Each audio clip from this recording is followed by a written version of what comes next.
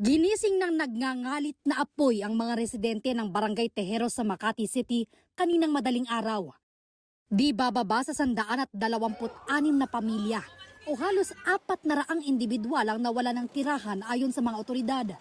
Halos walang nasalbang gamit ang mga nasunugan para unang iligtas ang kanilang pamilya at mga alagang hayop. May sunog na pala doon sa tabi namin. Buti nakalabas pa kami. Mahirap. Sobra po ang sakit sa nangyari sa amin. Lahat ng gamit, ubos, walang naitira. Si Rein may mga galos sa binti. Tumalon siya sa creek bitbit ang 6 na taong gulang na apo.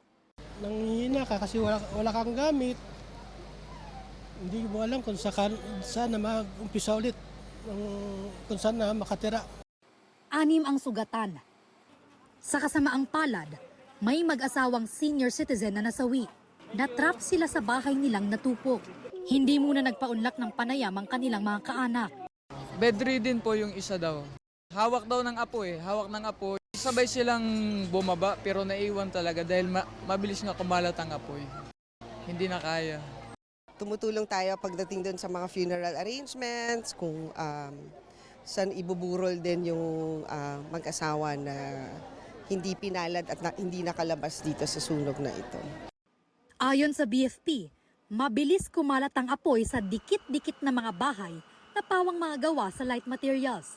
Ang mga daan sa lugar, makitid at may mga nakaparada pang sasakyan. Natagalan din daw sa pagresponde dahil iba raw ang unang isinumbong sa mga otoridad.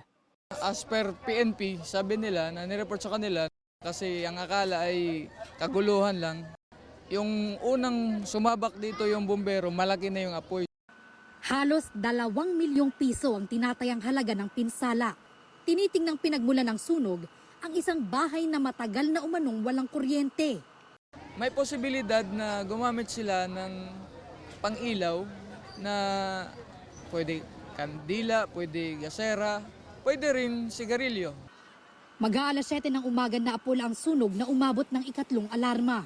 Para sa GMA Integrated News, Bea Pinlac, nakatutok 24 oras.